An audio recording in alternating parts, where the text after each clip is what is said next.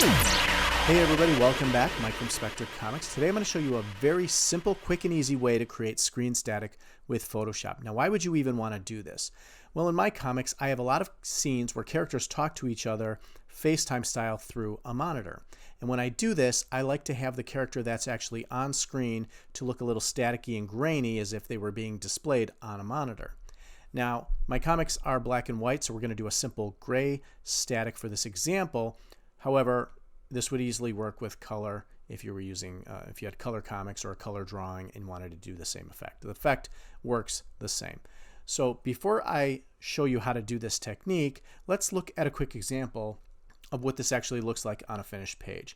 Now in this scene here, you can see Spark talking to his leaders back on the homeworld, and obviously they're miles and miles away, Spark being on his ship, on the bridge of his ship, talking through his display monitor. Now Spark is actually on screen, and if we zoom in here, you can actually see the lines and the grains, which give it a nice effect that looks like it's on a monitor.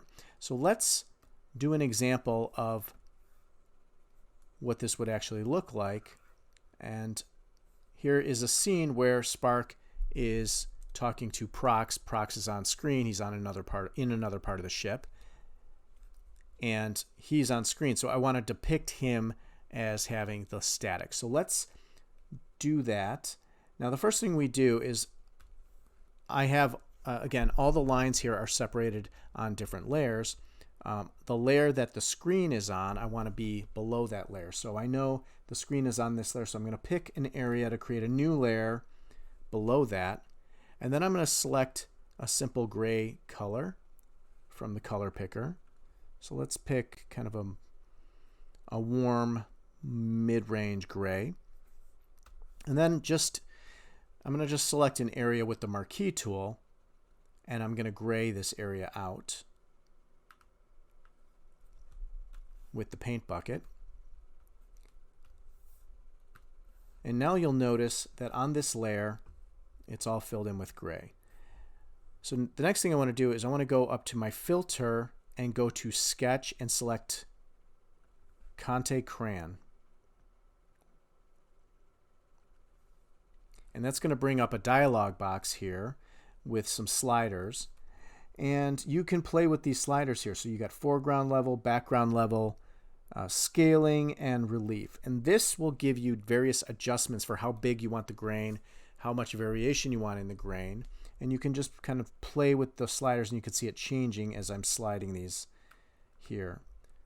And changing the grain size with the scaling can give you the effect that you're looking for. So we're going to stick with a foreground level of 6, a background level of 9. Our texture is going to be canvas.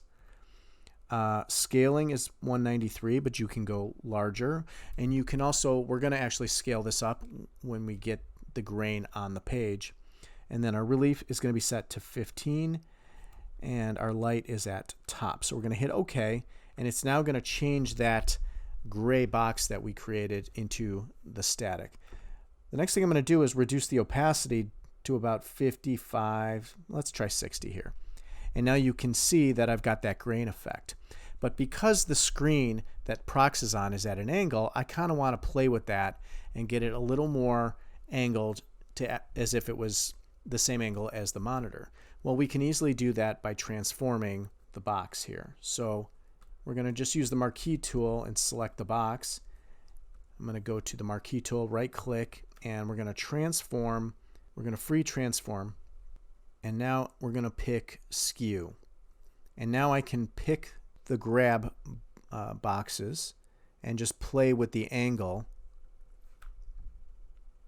of the grain and get it to kind of fit the angle that the screen is on. So we're going to just hit apply.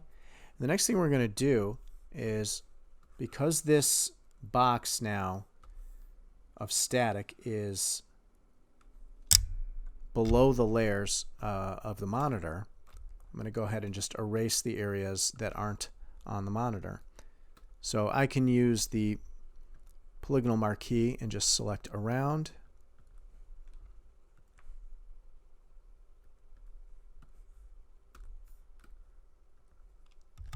delete. And super simple, we just created screen static.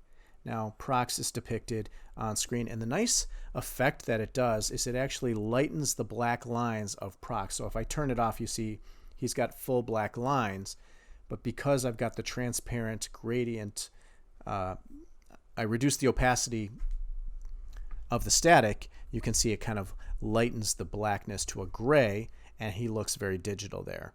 Now if I wanted to, just for an example here, I could increase the size of the grain by just scaling it up, by grabbing the grips on this marquee. Now I can make the grain a little bigger. So that's just an example of what that would look like if you scaled up the grain, which is very easy to do. What I sometimes do is I'll just leave a layer of the static on my template page, and then when I need it, it's already on the page. I don't have to recreate it, although it is very simple and quick to create. So that is my super simple way to create screen static with Photoshop. Hope you found it helpful. Leave a thumbs up on the video if you did. Go ahead and subscribe to my channel for more Photoshop tips. That is all for this video. We will see you next time, and have a great day.